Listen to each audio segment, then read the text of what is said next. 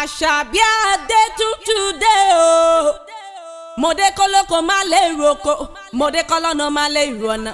Àṣàbí Adé ti dé o. N ó fohùn ẹnu mi, ìgbé kíké kú ní iṣẹ́ iye. Mo ṣe bá àdáni wáyé o.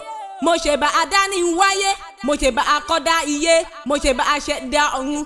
Ọba lágbára ńlá o. Ọba akọ́dá iye, ọba aṣẹ̀dá ọ̀run. Ọba dúró tì ní lọ́jọ́ ogun lé.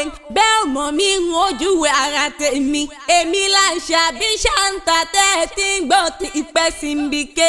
Òní lọ́jọ́ bí ọmọ Adékọ̀yà Paul Genesis. Mo lo òkú ọdún òkú yèdù. Torí gíga gíga là ń bọ́jọ́ o. Òjòjò nípò owó kó má lè nàgbà dókòkòkò lárọ̀ tá ń lé.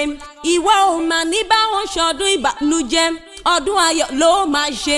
Ikú onífilé rẹ̀ ṣe gbé. Àrùn onífilé rẹ̀ ṣọ̀dẹ̀dẹ̀. Ó ti ṣọdún èyí ná. Wàá tún sẹ́mi sí lágbára Ọlọ́run ọba oníjẹ́ kó ra máa yé. Ó ní pòfo, ó ní ròfo, ó ní mọ̀yà lágbára Elédùmarè ọba. Ó wá máa gbọ́ bí mo ṣe fẹ́ kí ọ̀rẹ́ lé bàbá tó bí ọlọ́mọ. Ìjẹ̀bú ní ìṣẹ̀lẹ̀ àwọn bàbá rẹ̀. President Genesis. Ìjẹ̀bú ní ìṣẹ̀lẹ̀ àwọn bàbá tó bí ọlọ́mọ. Ìjẹ̀bú ọmọ alárẹ̀, ọmọ Àwùjalẹ̀, ọmọ arójòjòyè. Bó bá wùn Jẹ̀bú àwùn ní ẹ̀ ní wíníwíní. Bó bá wùn Jẹ̀bú àwùn ní ẹ̀ ní wíní. Bó bá wùn Jẹ̀bú àfẹ́ ní ẹ̀ tó kù falágẹmọ. Ìwọ lọmọ alágẹmọ àbí ìjọ wíníwíní. Ẹ̀yin lọ máa fi jù jẹ ebú tí ń fọkọ ẹja pẹ̀nà.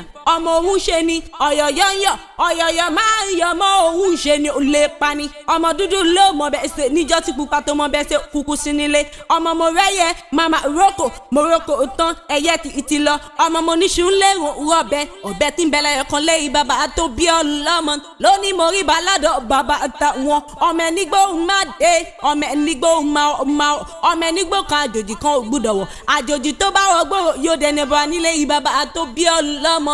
Ọmọ aládìyẹ ògògò mọ̀gà, ọmọ adìyẹ bá lókù, omi líli, ara òrókù, ara òradìyẹ, Ìjẹ̀bú ọmọ èrè níwà. Òòṣà jẹ́ ń dàbí onílé yìí ni wọ́n fi ń pé Ifá Jẹ̀bú owó, Kẹ̀lẹ̀bẹ̀ Jẹ̀bú owó, Igbá Jẹ̀bú owó, Ìtọ̀ Jẹ̀bú owó, Ọ̀tún Jẹ̀bú owó, Òsì Jẹ̀bú owó, Iwájú Jẹ̀bú owó, Ẹ̀yìn Jẹ̀bú owó, Kékeré Jẹ̀bú owó, Àgbà Jẹ̀bú owó, Dúdú Jẹ̀bú owó, Pupa Jẹ̀bú owó.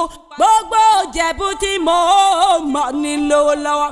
Ìjẹ̀bú ni ẹ o, ọmọ èrè ni wá. Happy birthday to you. Happy birthday to you o, Paul Genesis.